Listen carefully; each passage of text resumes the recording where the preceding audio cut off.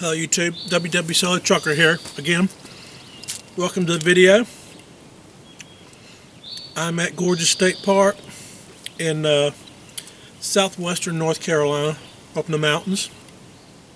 And I actually got here last night, but it was raining pretty good and it was kind of late.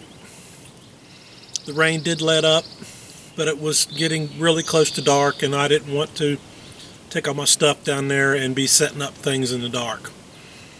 So I camped out in the truck last night, and I want to go over camping and food real quick. I've got some things set up on the tailgate here. I'm eating my breakfast at the same time too. Since I hung out in the truck last night, I didn't want to get my stove out and cook anything. And since it's been raining so much here lately, I will have to use my stove. First of all, we'll go over a few things. Since we're up here in the mountains, we're in bear country. Actually, there's a lot of critters out here, but bears especially.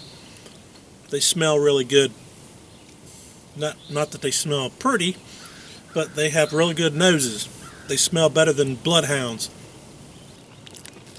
First of all, as you can see here, I got my food in Ziploc bags, the freezer bag type, that are pretty good.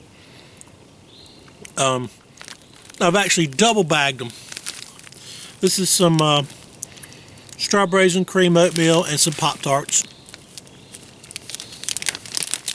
So I put them in one bag and then put them in another bag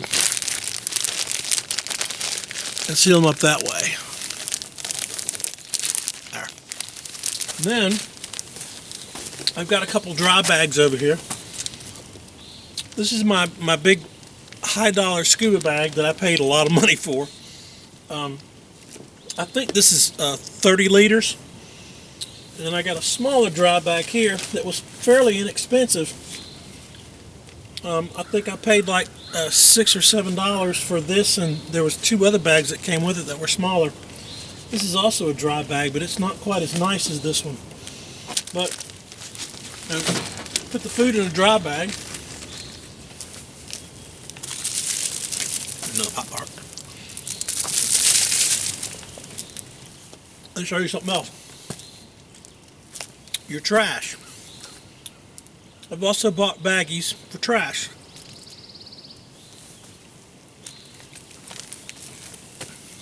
Ziploc baggies.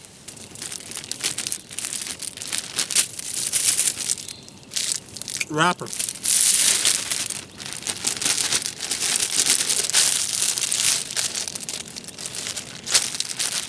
This is extremely important right here. Don't leave stuff laying around when you're out in bear country.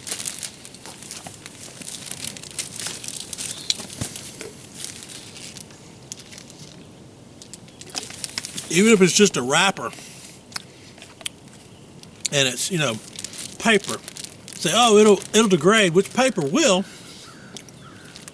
but it'll attract animals. And although the bears we have in North Carolina are kind of small compared to some other bears in the rest of the country, they can still be a nuisance, especially if they learn to associate food with people. They can lose their fear of people because they are naturally afraid of people.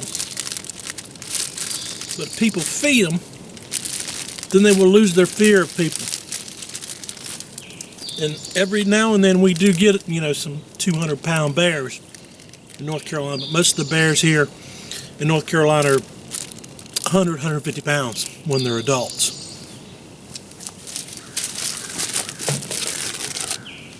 I've also taken this trash thing and I put it in a Tupperware thing. It seals up nice and tight. Double protection. This is an sack. It's called an sack.